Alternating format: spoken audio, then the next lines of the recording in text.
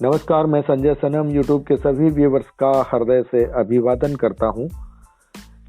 Viewers, आगम पर जैन धर्म का आगम और आगम पर ज्ञान सम्मत चर्चाओं का दौर चल रहा है और उन चर्चाओं में बीच बीच में सवाल जवाब का दौर भी रहता है, क्योंकि जिज्ञासु लोग अपने सवाल करते हैं और उनका सवाल का समाधान भी अपेक्षित होता है। आज हम फिर चल रहे हैं जोधपुर सूर्य नगरी। हमारे साथ जुड़ रहे हैं श्रीमान कैलाश राज सिंघवी साहब। आपके सवाल और उनके जवाब, और इन्हीं के साथ समाज की विसंगतियों पर भी हो जाएगी बात, और कुछ कड़वी मीठी बातों के साथ हमारा सफर आगे बढ़ता जाएगा। तो कैलाश राज सिंघवी साहब, आपका बहुत बहुत स्वागत। संजय जी भाई साहब, जय जिनेंद्र। जय जिनेंद्र। सर, सबसे पहले आप बताइए कि आपके पास भी कुछ सवाल आए होंगे। मैं चाहूंगा सबसे पहले आपके अपने सवालों की पोटली आप खोल लें और उसके बाद मैं अपने सवालों को आपके सामने पेश करूंगा। अच्छा संजय जी, ऐसी बात है, प्रश्न तो खूब आते हैं लोगों के, लेकिन अगर लंबा खींचेंगे तो बहुत लंबा हो जाएगा इसमें। लेकिन महत्वपूर्ण प्रश्न आपको जो है उसमें से एक प्रश्न मैं आपको लेता हूँ। एक प्रश्न आया है साविका जी का। कुछ साविकाएं कहती है कि परिसर को सहन नहीं करे और साधु अपने भावों में रमन करे, तो आपका क्या कहना है? तो हमारे साविका जी में एक हमारे भाभी जी का भी है, प्रेमलता जी का, सबसे बड़े भाभी जी हैं, उनका भी एक है। तो एक प्रश्न है, परिसर को सहन नहीं करना और भाव में शुद्धता रखना क्या उचित हो सकता है? लेकिन परिसर क्या है, पहले तो ये जानना पड़ेगा परिसर है क्या है जी। कि ये महत्वपूर्ण। आपके माध्यम से मैं आपको ये संदेश बताता हूँ। जैसा मुझे मालूम है आगमों में परिसर है निर्जरा के लिए साधु द्वारा सहनीय का, जो सहन करने लायक कार्य हो परिस्थिति। वो 22 परिसर बताए गए हैं उत्तराध्याय सूत्र 2 के दूसरे अध्याय में, जो पहले भी इसी पे प्रश्न आ रहा है। मैं आपको बताता हूँ, परिसर सहन करने वाले को भाव, तो क्या उसका कल्याण हो सकता है कि अगर भाव में शुद्ध हो? ऐसा कुछ साधु शारीरिक अक्षमता के कारण परिसर सहन न कर सके तो भी अगर उसकी भावना भगवान महावीर के बताए गए मार्ग पर पूर्ण श्रद्धा रखती हो और भाव में पूर्ण विशुद्धि हो, तो उसका कल्याण भी संभव है। जैसे शास्त्रों में एक बात कही है, मैं उसका उल्लेख करना चाहूंगा।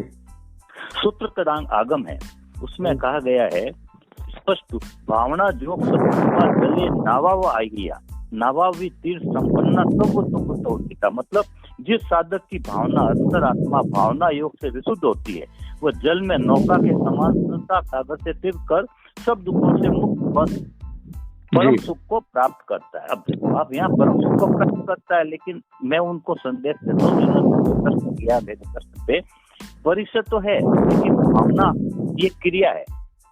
तो फिर आगे भगवान ने कहा ये परिसर सहन तो हो जाएगा, लेकिन परिसर थोड़ी सहन हुआ, इसमें तो भावना ही। तो क्या भावना से परिसर को पूर्ण कर लोगे? नहीं। ज्ञान क्रिया क्या मोक्ष का है भगवान ने, ज्ञान को क्रिया में लाने से मोक्ष है।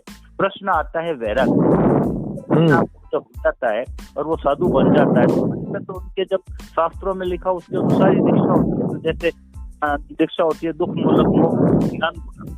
जब ज्ञान मूलक दीक्षा होगी तो स्वतः ही परिसर को सहन कर सकेगा जी। जब ज्ञान आ जाएगा तो जब ज्ञान का फल ही तो वेत्ति, ज्ञान से फलम वेत्ति, ज्ञान का फल वीरती है। जब वीरती आएगी तो परिसर हो जाएगा। जब उसको मालूम पड़ेगा शरीर अलग, भेद विज्ञान को जान लेगा, आत्मा अलग है शरीर अलग है, नेचुरली सहन कर लेगा परिसर। तो परिसर और भाव दोनों साथ जुड़े हुए, दोनों साथ चाहिए। ये मेरा जवाब। जी जी। ज्ञान क्रिया क्या मोक्ष, भाव और क्रिया दोनों चाहिए जी। खाली भाव से पेट थोड़ी भर जाएगा कि भाव में तो परिसर आपको पुरुषार्थ तो करना ही पड़ेगा ना। बिल्कुल बिल्कुल बिल्कुल। आप सोचिएगा भाव भाव भाव भाव से तो भाव बदलेगा नेचुरली, लेकिन भाव के साथ क्रिया आवश्यक। परिसर जो भगवान महावीर स्वामी ने बताए हैं, परिसर उनका हमारे मौलिक ये शिक्षा के अंदर ये सबसे इम्पोर्टेंट है। 22 परिसर को सहन करना जी। ये इससे निर्जरा होती है ना, परिसरों से इससे निर्जरा होती है। तो परिसर सहन ही नहीं हुए और खाली भाव है, तो आप बताइए क्या पॉसिबल है आपका कल्याण? जी जी जी जी। मतलब आपको पुरुषार्थ करना पड़ेगा। मतलब मैं आपको कह रहा हूँ ज्ञान मूलक होना चाहिए शिक्षा। बिल्कुल बिल्कुल मोह बिल्कुल। मूलक, दुख मूलक ये नहीं, 3 दीक्षाओं में ज्ञान मूलक दीक्षा। जब ज्ञान आएगी तो शास्त्रों को पढ़कर दी जाएगी तो स्वतः ही परिसर में हो जाएंगे। खाली अगर मैं कह दूं मेरा भाव शुद्ध है, भाव शुद्ध है, ठीक है, बहुत अच्छी बात है, भावों से भाव बदलता है, आई डू एग्री, लेकिन भाव के साथ क्रिया आवश्यक। सीधी बात है, पुरुषार्थ आवश्यक है। बिना पुरुषार्थ के आपके भाव का भी फिर वो फलदायक काम नहीं होगा, फलदायक काम नहीं होगा। जी जी जी। आपने ये बात, आपने गूढ़ ज्ञान की बात बताई। और भी कोई सवाल है आपके पास कैलाश भाई साहब? और देखो, मैं आपको बताऊं, हमने उस दिन आपको कहा था संघ सबसे बड़ी चीज, संघ। हाँ, चतुर्विधिक संघ, बिल्कुल बिल्कुल बिल्कुल। चतुर्विध संघ क्या है? संघ क्या है? चतुर्विध संघ साधु साध्वी श्रावक श्राविक का मिलकर संघ बनता है, जी, ठीक है ना? तो संघ क्या? और साधु साध्वी, साधु जो है, साधु साध्वी में चले गए, और अनुव्रतधारी आने चाहिए ज्यादातर। तो नॉलेज होनी चाहिए कि भगवान महावीर ने क्या, क्योंकि वो सहयोगी बनते हैं साधु साधियों के लिए। मतलब आपकी आवाज थोड़ी यहाँ पे आवाज क्लियर नहीं आई। आप कहना चाहते हैं साधु साध्वी महाव्रतधारी और श्रावक श्राविका अनुव्रतधारी, यही बात बोलना चाहते हैं? जी जी जी। आ रही है अब आवाज? जी बिल्कुल आ रही है। तो मैं आपको एक बात बताता हूँ, जब साधु साधियों की चर्या को मजबूत बनाने के लिए श्रावक समाज, श्रावक समाज ही उनकी चर्या को मजबूत बनाने में सहायक होंगे, और कमजोर करने में भी वो होंगे। अगर साधु श्रावक श्राविकाओं को ये नॉलेज होगी शास्त्रों की, भगवान महावीर के, तो उनके क्रियाओं के अंदर वो अधिक सहायक बनेंगे। नहीं तो आजकल क्या हो रहा है, मैं संजय जी बताता हूँ कि साधु साध्वी तो अपने ठीक है, चलो वो है, श्रावक समाज के अंदर जो चतुर्विध संघ अपने निजी स्वार्थ के अंदर कन्वर्जन आ गया है जी। राजनीतिक काम में नहीं लूंगा, पर ऐसा हो जाता है। तो इन चीजों से दूर अगर समाज बनाना है तो ये अपने को इससे जो अपने श्रावक समाज है इसको मजबूत होने के लिए खुद को ज्ञान करना आवश्यक होगा। आपने बहुत बड़ी बात की, शास्त्रों का ज्ञान करना आवश्यक होगा, और समाज में राजनीति के पेच फंसाने वाली रणनीति से दूर रहना आवश्यक होगा।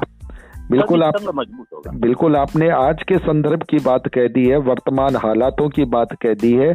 चतुर्विधिक संघ की व्याख्या करने में आपने बता दिया है कि साधु महाव्रतधारी, श्रावक अनुव्रतधारी, लेकिन राजनीति रणनीति, ये राजनीति की रणनीति चतुर्विधिक संघ में कहीं भी जो है कबूल नहीं है। ये कहीं भी वो संघ को कमजोर करती है। जी जी जी जी जी, बहुत बड़ा संदेश। जी जी जी। मेरा किसी से रागद्वेष नहीं, मैं आपको बता रहा हूँ कोई, लेकिन हमारे को ये चतुर्विध संघ का मतलब ही होता है, संघ मतलब सर्वोपरि, संघ सर्वोपरि है, और संघ में खुद में ही अगर डिफरेंसेस हो जाए तो वो सर्वोपरि कैसे होगा, आप सोचिएगा भाई। बात बिल्कुल सही है, काम होना चाहिए, बिल्कुल सही बात है सर, को ताक पर रख देना चाहिए। अगर ईंटें ही आपस में टकराने लगेगी तो दीवार कैसे बनेगी? आपने सीधी बात वही कह दी कि आपस में ही जब टकराट होगी तो फिर वो घर की दीवार मजबूत कैसे होगी? बिल्कुल सही बात। और अभी के जो हालात हैं वो यही है। तो इसमें चतुर्विधिक संघ में आपने आगम यानी ज्ञान की आपने बात कही कि आपको ज्ञान होना चाहिए, और जब आपके अंदर ज्ञान होगा तो आप राग द्वेष भी नहीं करेंगे, और आपके अंदर नैतिकता भी होगी, आप गलत काम भी नहीं करेंगे, गलत सोचेंगे भी नहीं, और आप किसी की उठापटक भी नहीं करेंगे, किसी की टांग खिंचाई भी नहीं करेंगे। और ये जो संस्थाओं में, सामाजिक संस्थाओं में और आध्यात्मिक पटल की संस्थाओं में जो वर्तमान हालातों में कुछ अपवादों को छोड़ करके जो दौर जा रहा है, भाई साहब आप भी सुन रहे हैं, सब समझ रहे हैं, क्या ये चतुर्विधिक संघ की गरिमा में कहीं ठेस नहीं लगाता? जबरदस्त लगाता है। आप मेरी बात, इसको थोड़ा सा मैं आपको क्लियर, आपने जो बोला वो ठीक है, लेकिन ये जब अनुव्रतधारी, उसको जो संघ में वही लोग आने चाहिए जिनको शास्त्रों का ज्ञान है। आप मेरी बात गहराई से समझना वापस, ताकि वो साधु को भी बता सके कि भाई ये गलत हो रहा है, ये सही हो जाता है सदमत में इस लेवल तक अगर। और यहाँ पर वर्तमान में क्या है कि साधु समाज को बताने की बात तो दूर, संघ खुद अपने राग द्वेष में फंस गया, नेता बन जाऊं, वो बन जाऊं, इससे दूर रहना चाहिए। बहुत बड़ी बात कही आपने, कहा कि संघ में मतलब उस रूप में संघ में वे लोग आने चाहिए जिनको अपनी मर्यादा और अपने शास्त्रों का ज्ञान हो, ताकि वो साधु साध्वियों को भी अगर कहीं चूक हो तो बता सके। अब मैं आपको एक बात बताता हूँ, शिथिलाचार का जिम्मेदार साधु नहीं, कुछ हद तक हो सकता है। शिथिलाचार पनपाने का मेन जिम्मेवार है श्रावक साविका। बहुत बड़ी बात कही आपने, बहुत बड़ी बात को बहुत सही। मैं आपको बताता हूँ, जब श्रावक समाज स्ट्रांग होगा तो शिथिलाचार नहीं होगा। श्रावक समाज की कमजोरी से ही उत्पन्न होता है शिथिलाचार। बिल्कुल, और ये कहीं ना कहीं जी हजूरी की भावना भी कहीं ना कहीं, और कुछ अपने निहित स्वार्थ भी कह लीजिए, और कहीं ये बोला ना, और कहीं उसको ताक पर रखना चाहिए। संघ को मजबूत बनाना है, धर्म को मजबूत बनाना, तो श्रावक साविका का बहुत बड़ा रोल होता है इसमें। बड़ी कड़वी सच्चाई है समाज के लिए। सत्य है, जी तो शास्त्र सत्य। देखो, आप जब श्रावक समाज मजबूत होगा, स्वतः ही अपन कहते हैं साधु शिथिलाचार नहीं होगा। कुछ हद तक साधु को शिथिलाचार में जो प्रवृत्त करता है, उसमें श्रावक साविका के चतुर्थ की कमजोरी के कारण होता है। इसमें कैलाश भाई साहब दो बातें होती है, एक तो श्रावकों को ज्ञान ही नहीं होता कि उनकी यहाँ की मर्यादा क्या है, परंपरा क्या है, और दूसरा जिन्हें ज्ञान होता है वे कुछ तो भावनावश जो है उस ज्ञान की सीमा का अतिक्रमण कर देते हैं, और कुछ अपने निजी स्वार्थ की वजह से कर देते हैं। मेरा तो एक और कहना है जी, तो ये श्रावक समाज में जो कार्य जिसको सौंपा जाता है, उसको सौंपने से पहले उस व्यक्ति के खुद के ज्ञान का आकलन कर लेना चाहिए। शास्त्रों बहुत बड़ी बात के बिना उसको अपॉइंट भी नहीं करना चाहिए। बहुत बड़ी बात आपने कही। जो जिस जिम्मेदारी पर जा रहा है, उस जिम्मेदारी के कम से कम पहले लायक तो बने। हाँ, बिल्कुल सही है। और कई बार ऐसा होता है कैलाश भाई साहब, हमारे यहाँ कुछ लोग होते हैं जो मतलब होते हैं, योग्य तो होते हैं, लेकिन उनकी योग्यता दूसरी तरफ होती है। मतलब आप ये कह सकते हैं कि वो अगर सामाजिक क्षेत्र की कहीं राजनीति हो, कहीं उनको नेतृत्व भी करना हो, लेकिन लीगल मैटर्स में अपनी प्राथमिकता दिखानी हो, कुछ उलटफेर वाली चीजें करनी हो, तो उनमें उनकी योग्यता होती है, लेकिन योग्यता असली मर्यादा वाली, गरिमा वाली नहीं होती। लेना देना है तो वो योग्यता से धर्म का। फिर अगर ऐसे व्यक्ति अगर चतुर्विदिक संघ में मुख्य जिम्मेदारी पर आ जाएं, तब फिर वो संघ की स्थिति क्या बनेगी? नहीं है, ऐसे कुछ लोग हैं, ऐसी बात नहीं है, कई धर्मों में है, लेकिन एक जनरली अपने सब्जेक्ट आता है शिथिलाचार का, तो शिथिलाचार का मेन साधु पे ही नहीं है, श्रावक समाज में। बिल्कुल आपने वो जो आडंबर में प्रवृत्त करता है, उनको वो रोक देना तो आडंबर बनेगा ही नहीं। साधु भगवान ने दो धर्म बताए, साधु धर्म और श्रावक धर्म, तो फिर दो क्यों बताएं? इसीलिए बताएं ना। बिल्कुल सही बात। महावृतधारी। एक बात मुझे याद आ रही है, हाँ, जो आता है श्रावक समाज। जी। एक सर बात यह है कि आपने अपने पहले एपिसोड में एक चर्चा की थी, मुझे याद आ रही है, क्योंकि एक हमारे व्यूअर्स का एक प्रश्न आ गया मेरे दिमाग में, कि आपने एक चर्चा की थी कि साधु को सत्कार यानी राजकीय अतिथि का जो अलंकार है वो नहीं लेना चाहिए। और कई बार ऐसा होता है कैलाश भाई साहब कि राजकीय अतिथि का अलंकार मर्यादा के अनुरूप नहीं है, भगवान महावीर की भाषा के अनुरूप नहीं है, और ऐसा भी होता है कि सरकार या उस क्षेत्र के प्रशासन ये देता नहीं है, उसके लिए लोग जुगत लगाते हैं, लोग फील्डिंग करते हैं, लोग जाकर के वो लेकर के आते हैं। तो आप बताइए, उन श्रावकों को क्या दोष नहीं लगता? अब देखो, अब मैं आपकी बात का जवाब आप पहले ही दे दिया, आपने पूरा उसको समझ लिया। अगर उस श्रावक को भगवान महावीर के सिद्धांतों का पता होता तो क्या वो करता? बिल्कुल, आप समझ रहे हो, आपके प्रश्न का जवाब आ रहा है। आप समझो, अगर मैं जैसे फॉर एग्जांपल कोई XYZ है, उसको मालूम है श्रावक को ये काम कल्पता नहीं है, तो करेगा? फिर वो बड़ी बात करेगा। बड़ी बात है। आप श्रावक समाज खुद को भी ज्ञान होना चाहिए। अब मुझे सर एक बात बताइए, चलिए मान लेते हैं श्रावकों को पता नहीं है और वो इस जुगत में लग गए, तो साधु या आचार्य को तो पता है कि उसकी मर्यादा क्या है, क्या कहती है, उसके भगवान उन्हें क्या कहते हैं। वो तो इनकार कर सकते हैं, वो तो श्रावकों को कह सकते हैं। करेंगे, वो करते भी हैं और नहीं करते हैं सर, नहीं करेंगे, नहीं करते तो वो अगर उनके है, उनके नाम से ही ये दिया गया है आपको सम्मान, तो उनको नहीं करना लगता।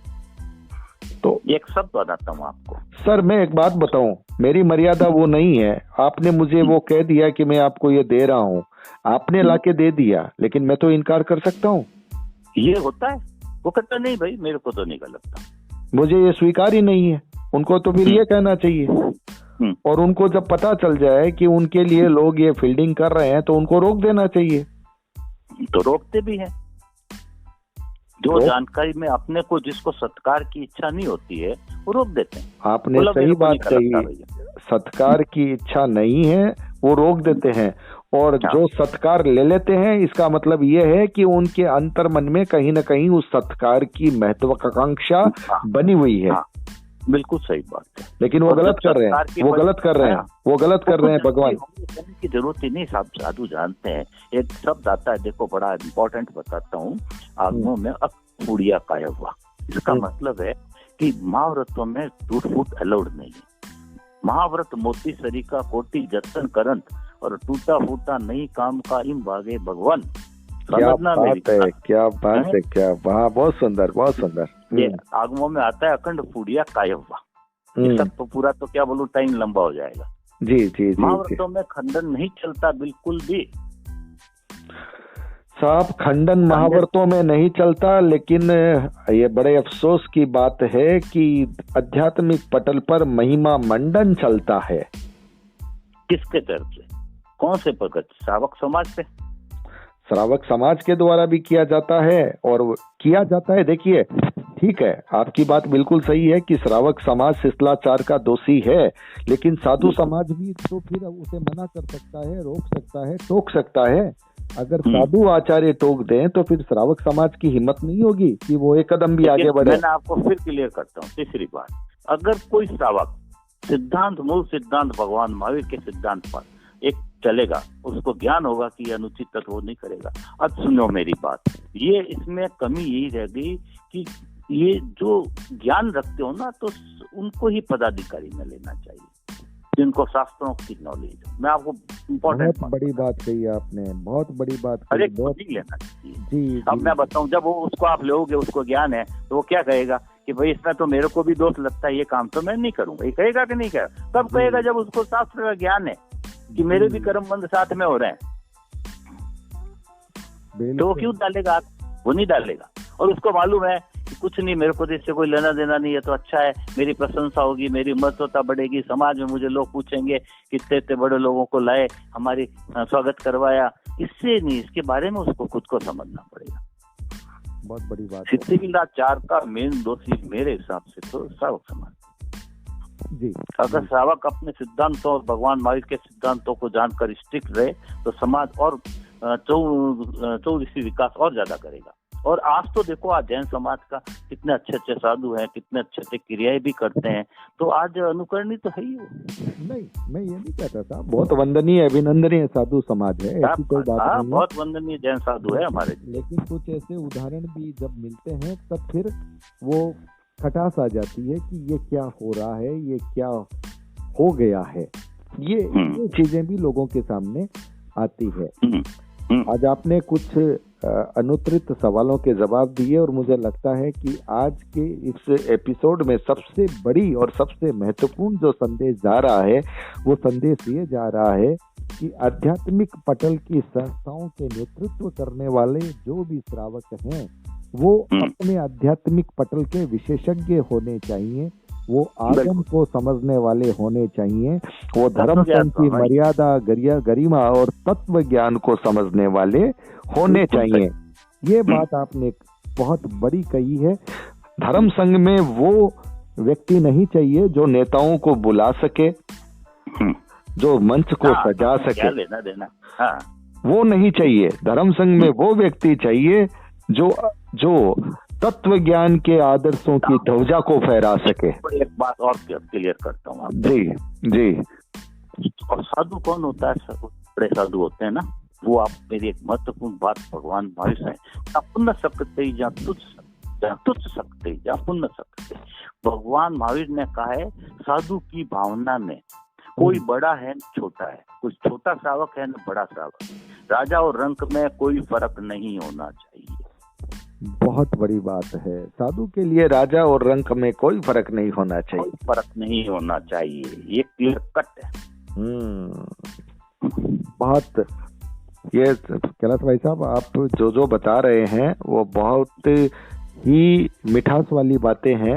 और लेकिन ठीक है, आपने भी पहले ही मुझे कहा था कि वीडियो को हम लंबा नहीं करेंगे, और हम शब्द और कह देता हूँ, मैंने पहले कहा उसको रिपीट करता हूँ, इसलिए दीक्षा हमेशा ज्ञान मूलक होनी चाहिए।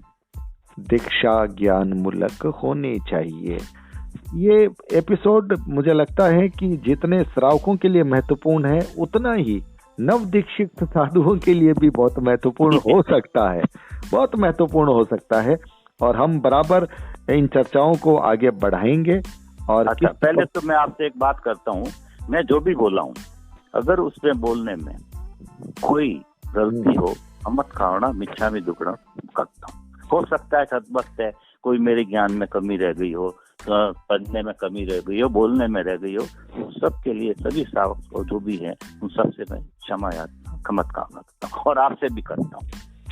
नहीं सर, ये ठीक है, ये भी आगम सम्मत एक बात है। हमें अगर पता भी, आपको पता भी हो कि आपने एक एक बात एकदम आगम सम्मत कही है, फिर भी ठीक है, ये अपने आप में विनम्रता है कि कहीं भूल चूक भी अगर हो गई हो तो उसके लिए खमत खावना जो है। और आपके साथ मैं भी अपनी भावना इसमें समाहित कर देता हूँ। और बहुत ही सार्थक चर्चा रही। हमने विसंगतियों पर भी आगम सम्मत चर्चाएं जो है को आज का अंश प्रदान किया है, और आपने गूढ़ ज्ञान की बातें भी इसमें बहुत बड़ी समाहित की है। मुझे विश्वास है कि हमारे पाठक, हमारे दर्शक श्रोता जो सुन रहे हैं, निश्चित रूप से उनके लिए ज्ञानवर्धक, सरस और रोचक रहेगा। और उनके अगर कोई सवाल है तो निश्चित रूप से वो मेरे नंबर पर दे सकते हैं, और YouTube के कमेंट बॉक्स पर भी दे सकते हैं, जो आने वाले एपिसोड में हम कैलाश राज सिंघवी साहब से उन सवालों के समाधान आपके लेंगे। मिशन को और गति देवें, मेरी बहुत इच्छा है ये, और गतिवान बनाए अपने, और भी श्रावकों को साथ लेकर उनके विचारों को और बताएं आप, ऐसी मेरी भावना है। जी ताकि जी, समाज में अच्छा संदेश है। आपने जो मिशन चला रखा है अनुमोदनीय है। बहुत बहुत आभार कैलाश भाई साहब आपकी शुभकामनाओं के लिए। और व्यूअर्स, ऑडियो को लाइक शेयर कीजिएगा। चैनल पर अगर नए आए हैं तो सब्सक्राइब करना मत भूलिएगा, बेल बटन को दबा दीजिएगा। आप हमारे डिजिटल फर्स्ट न्यूज को ज्वाइन भी कर सकते हैं। बहुत बहुत आभार, नमस्कार। जय जी।